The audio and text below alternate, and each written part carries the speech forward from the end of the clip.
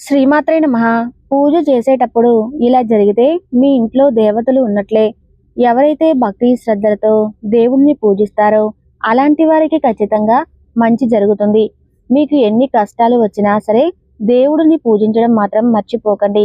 ఏదో ఒక రోజున మీరు గొప్ప స్థాయికి ఎదుగుతారు. అయితే మన ఇంట్లో దీపారాధన చేసే సమయంలో ఆ దేవుడు ముందుగానే కొన్ని సంకేతాలను పంపిస్తాడట. ఆ శుభ సంకేతాలను గుర్తిస్తే దేవుని ఆశీర్వాదం సంపూర్ణంగా లభిస్తుంది. విపరీతమైన అదృష్టం కలిసి వచ్చి కోట్ల ఆస్తులు కలిసి వస్తాయి. మీరు చేసే పూజలకు దేవుడు సంతోషిస్తే ఎలాంటి సంకేతాలను తెలియజేస్తాడో ఈ వీడియోలో తెలుసుకుందాం. ముందుగా అందరూ ఈ వీడియోకి లైక్ కొట్టి జై శ్రీకృష్ణ అని కామెంట్ చేయండి. బ్రహ్మ ముహూర్తంలో దేవతలు తిరుగుతూ ఉంటారు కాబట్టి 3 గంటల నుండి 4:30 మధ్యలో ఎవరికైనా మెలకువ వస్తే మీ ఇంట్లో దేవతలు తిరుగుతున్నారని అర్థం. ఒక్కోసారి ఇంట్లో దీపారాధన చేసే సమయంలో మనకు తెలియకుండానే కన్నీళ్లు వస్తాయి. దీపారాధన సమయంలో మీ కంటి నుండి కన్నీళ్లు వస్తే మీరు చేసే పూజకు మంచి ఫలితం రాబోతుందట. ఇక మీకున్న కష్టాలన్నీ తొలగిపోతున్నాయని అర్థం. అలాగే దేవునికి హారతి ఇచ్చేటప్పుడు ఒక్కోసారి దేవుని ముఖంలో చిరునవ్వు కనిపిస్తుంది. హారతి సమయంలో దేవుడు నవ్వినట్లుగా అనిపిస్తే చాలా శుభంగా భావించాలి. ఎవరికైనా ఇలా కనిపిస్తే మాత్రం ఇక మీ జన్మ ధన్యమైపోయినట్లే. మీరు చేసే పూజలన్నీ నేరుగా దేవుని పాదాల చెంతకు చేరుతున్నాయని అర్థం. అలాగే పూజా గదిలో దీపం వెలిగించేటప్పుడు ఒక్కోసారి మన చెయ్యి కాలుతుంది. ఇలా జరిగితే అశుభంగా భావించాలి. పూజలో మీ చెయ్యి కాలితే మీరు ఏదో తప్పు చేశారని అర్థం. కాబట్టి ఎటువంటి చెడు ఆలోచనలు లేకుండా భక్తి శ్రద్ధలతో దేవుడిని పూజించాలి. అలాగే మీ ఇంట్లో అనుకోకుండా పాలు పొంగితే ధన రూపంలో మీ ఇంట్లోకి లక్ష్మీదేవి రాబోతుందని అర్థం. అలాగే ఒక్కోసారి ఉన్నట్టుండి గజ్జల శబ్దాలు వినిపిస్తూ ఉంటాయి. మీకు గజ్జల శబ్దం వినిపిస్తే మీ ఇంట్లో లక్ష్మీదేవి తిరుగుతుందని అర్థం. విపరీతమైన ఐశ్వర్యం మీ ఇంటికి రాబోతుందని సంకేతం. అలాగే ఒక్కోసారి మన ఇంట్లో ఎవరో ఉన్నట్లుగా అనిపిస్తారు. ఇలా అనిపిస్తే మాత్రం మీ ఇంట్లో దేవతలు ఉన్నారని సంకేతం. మీ ఇంటికి అదృష్టం పట్టబోతుందని అర్థం.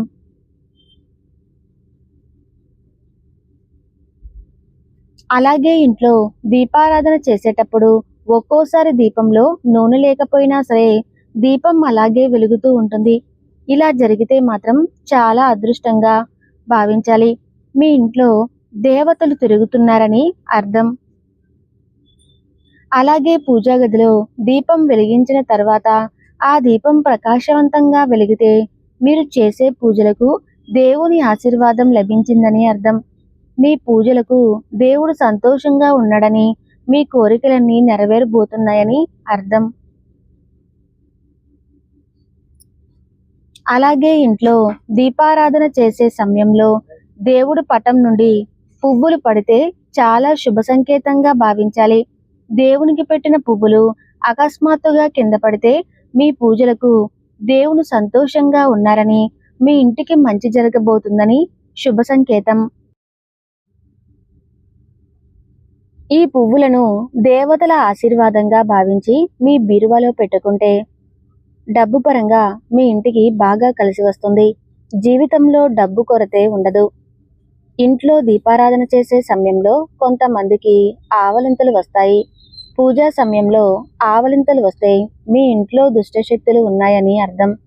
అలాగే ఒక్కోసారి ఉన్నట్టుండి దేవుని కుంకుమ చేజారి కింద పడుతుంది. ఇది చాలా అశుభంగా భావించాలి. పూజా సమయంలో ఇలా జరిగితే మీ భర్తకు సమస్యలు రాబోతున్నాయని అర్థం. ఇలా కుంకుమ కింద పడినప్పుడు దాన్ని చీపురుతో ఉడవకుండా ఆ కుంకుమను చేత్తో తీసేసి పారుతున్న నీటిలో కలిపితే ఎలాంటి దోషం ఉండదు. అలాగే దీపారాధన సమయంలో దీపం కొండెక్కితే మీ కుటుంబంలో సమస్యలు రాబోతున్నాయని అర్థం. పూజలో దీపం కొండెక్కితే ఓం నమఃశివాయ అనే మంత్రాన్ని జపించి కొత్త దీపాన్ని వెలిగిస్తే ఎలాంటి దోషం ఉండదు. అలాగే దీపంలోని వత్తులు పూర్తిగా కాలిపోతే మీ ఇంటిపై దేవుని ఆశీర్వాదం ఉందని అర్థం. అలాగే మీ పూజా గదిలో బల్లి కనిపిస్తే మీ ఇంటికి డబ్బు రాబోతుందని సంకేతం. బల్లులను లక్ష్మీదేవి సంకేతంగా భావిస్తారు. కాబట్టి మీ పూజా గదిలో బల్లి కనిపిస్తే మీ ఇంట్లోకి లక్ష్మీదేవి రాబోతుందని అర్థం. అలాగే మీ పూజా గదిలో నల్ల చీమలు కనిపిస్తే మీరు త్వరలోనే ధనవంతులు కాబోతున్నారని, జీవితంలో గొప్ప స్థాయికి ఎదగబోతున్నారని అర్థం. కాకికి అలాగే దేవతలకు చాలా దగ్గర సంబంధం ఉంటుందట. కాబట్టి ప్రతిరోజు మీ ఇంటి ముందుకు కాకి వస్తే ఏదైనా ఆహారాన్ని ఆ కాకికి పెట్టండి. దేవతల ఆశీర్వాదం మీ ఇంటిపై ఉంటుంది. అలాగే మనలో చాలా మందికి కలలో దేవతలు కనిపిస్తూ ఉంటారు. మీ కలలో దేవుళ్ళు కనిపిస్తే మీ ఇంటికి ఏదో మంచి జరగబోతుందని, త్వరలోనే ఒక శుభవార్తను వినబోతున్నారని అర్థం. అలాగే దీపారాధన చేసే సమయంలో ఒక్కోసారి దీపం నుండి శబ్దాలు వస్తాయి. ఇలా అస్సలు రాకూడదట. దీపం ప్రశాంతంగా వెలగాలి. అంతేకాని శబ్దం చేస్తున్నా దీపం వెలిగితే పూజలో తప్పులు చేస్తున్నారని అర్థం. దేవుని పూజలో కొబ్బరికాయ కొలితే వెంటనే దాన్ని తీసేసి మీ కాళ్ళు చేతులను శుభ్రంగా కడుక్కొని కొత్త కొబ్బరికాయను కొట్టండి. ఇలా చేయటం వల్ల ఎలాంటి దోషం ఉండదు. అలాగే దేవునికి పెట్టిన నైవేద్యానికి తరచూ చీమలు పడుతూ ఉంటే మీ నైవేద్యాన్ని దేవుళ్ళు స్వీకరించారని అర్థం. మీ ఇంట్లో ఒకే చోట 3 బల్లులు కనిపిస్తే మీ ఇంట్లోకి లక్ష్మీదేవి రాబోతుందని అర్థం. అలాగే తులసి మొక్క దగ్గర బల్లులు కనిపిస్తే మీ ఇంటిపై లక్ష్మీదేవి ఆశీర్వాదం ఉందని అర్థం. లక్ష్మీదేవి స్వరూపమైన తులసి మొక్క ఎండిపోతుంటే మీ ఇంటికి కీడు జరగబోతుందని సంకేతం. ఉప్పును లక్ష్మీదేవి స్వరూపంగా భావిస్తారు. కాబట్టి మన చేతి నుండి ఉప్పు కింద పడితే మీ ఇంట్లో డబ్బు నష్టాలు జరగబోతున్నాయని అర్థం. మీకు ఎక్కడైనా గుడ్లగూబ కనిపించినా మీకు మంచి జరగబోతుందని శుభ సంకేతం. మీ ఇంట్లో అకస్మాత్తుగా ఎలుకలు కనిపిస్తే అది దురదృష్టానికి సంకేతమట. తరచూ మీ ఇంట్లో ఎలుకలు కనిపిస్తే భవిష్యత్తులో ఏదో చెడు జరగబోతుందని అర్థం. ఈ వీడియో మీకు నచ్చితే తప్పకుండా లైక్ చేసి జై శ్రీకృష్ణ అని కామెంట్ చేయండి.